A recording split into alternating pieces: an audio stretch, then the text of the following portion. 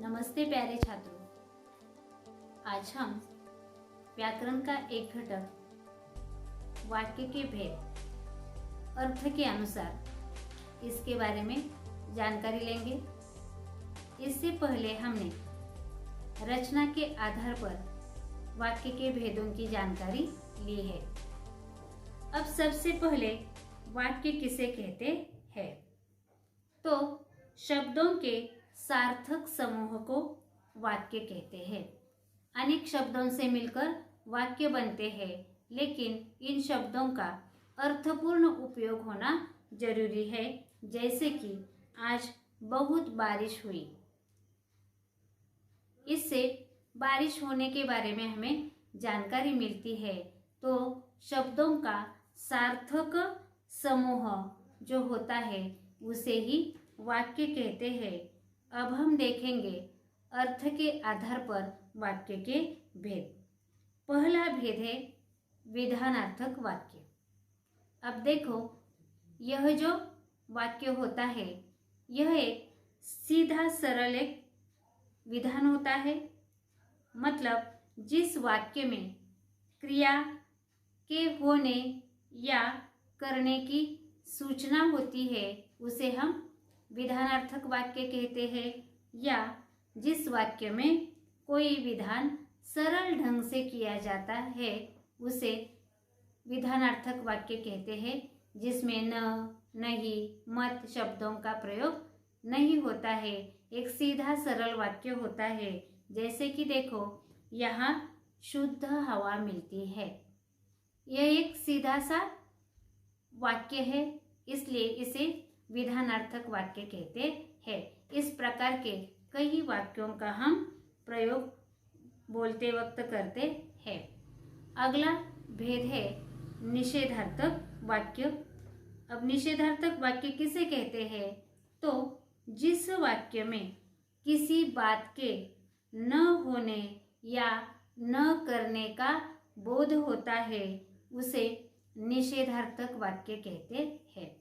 निषेधार्थक वाक्य पहचानने की और एक आसान बात है, आसान तरीका है, वो है न, नहीं, मत। इस प्रकार के शब्द इसमें होते हैं। जैसे कि देखो, हरे भरे पेड़ काटने नहीं चाहिए। यहाँ पर काटने की क्रिया है और वो नहीं करनी चाहिए, निषेध दर्शाया है, नकारात्मकता दर्शाई है, इसलिए ये निषेधार्थक वाक्य है। अर्थ के आधार पर वाक्य का अगला भेद है प्रश्नार्थक वाक्य। इस वाक्य के भेद के नाम में ही इसका अर्थ छिपा है। इससे प्रश्न का बोध होता है, प्रश्न पूछा जाता है। जिस वाक्य द्वारा कोई प्रश्न किया जाता है उसे प्रश्नार्थक वाक्य कहते हैं। जैसे कि देखो, दिनेश क्या कर रहा है? तो ये प्रश्न का बोध होता है। और क्या, कौन, कैसे, कब, कहाँ, ये जो प्रश्नवाचक शब्द है, इन प्रश्नवाचक शब्दों का यहाँ पर प्रयोग किया जाता है। अगला वाक्य का भेद है आज्ञार्थक वाक्य। अब देखो, जिस वाक्य में किसी को आज्ञा या अनुमति दी जाती है उसे आज्ञार्थक वाक्य कहते हैं। जैसे कि यह किताब तुम अपने पास रखो, या तुम चुपचाप बैठो, खड़े रहो। इस प्रकार की जो आज्ञाएं होती है और इस प्रकार के जो वाक्य होते हैं उन्हें आज्ञार्थक वाक्य कहते हैं। और आज्ञार्थक वाक्य की क्रियाएं अक्सर खाओ, पियो, जागो, सो, उठो, इस प्रकार की होती है। अगला अर्थ के आधार पर वाक्य का भेद है विस्मयार्थक वाक्य।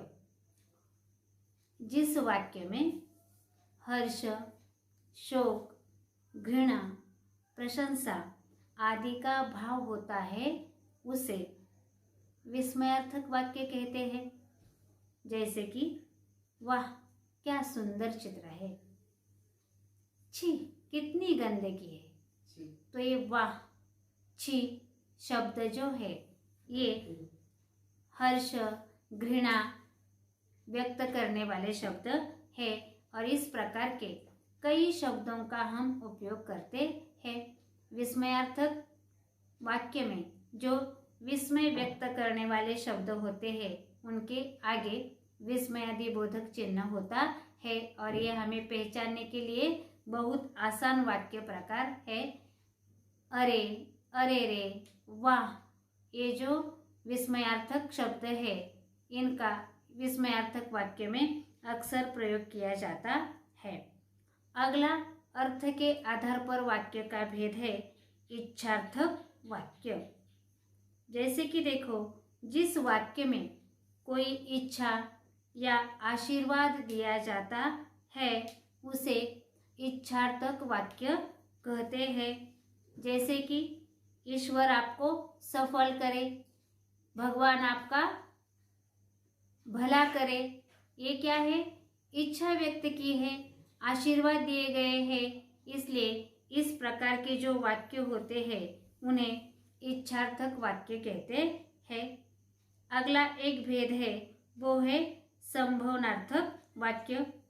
जिस वाक्य में कुछ होने की संभावना व्यक्त की गई हो उसे संभावनार्थक वाक्य कहते हैं। अंदाजा व्यक्त किया जाता है, संभावना व्यक्त की जाती है। जैसे कि वे पाठशाला पहुंच गए होंगे, पहुंचने की क्रिया है और उसके बारे में अंदाजा व्यक्त किया गया है, संभावना व्यक्त की गई है। इस प्रकार के जो वाक्य होते हैं उन्हें संभावनार्थक वाक्य कहते हैं।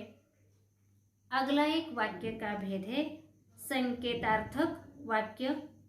जिन वाक्यों में एक क्रिया दूसरी क्रिया की ओर संकेत करती हो या अपेक्षा करती हो उसे संकेतार्थक वाक्य कहते हैं।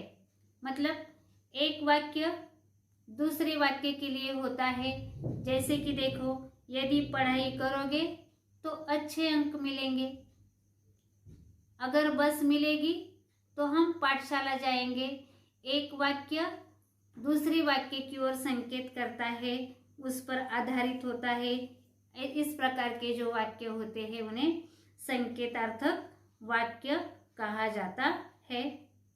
वाक्य के इस प्रकार अर्थ के आधार पर कुल 8 भेद बनते हैं। जैसे कि विधानार्थक वाक्य, निषेधार्थक वाक्य, प्रश्नार्थक वाक्य, आज्ञार्थक वाक्य, विस्मयार्थक वाक्य, संभावनार्थक वाक्य, इच्छार्थक वाक्य और संकेतार्थक वाक्य। तो परीक्षा में हमारा जो कृति पत्र होता है, प्रश्न पत्र होता है, उसमें वाक्य दिए जाते हैं और आपको वाक्य का भेद पहचानने के लिए कहा जाता है। अर्थ के आधार पर वाक्य के भेद पहचानो, रचना के आधार पर वाक्य के भेद पहचानो। इसके लिए आपको एक स्वाध्याय दिया गया है, वो स्वाध्याय आपको अपनी कॉपी में हल करना है। निम्नलिखित वाक्यों के अर्थ के आधार पर भेद पहचानिए। वाक्य लिखना है, उसका वाक्य का भेद लिखना है, कॉपी में उसे लिखना है और उसका वाचन करना है। धन्यवाद।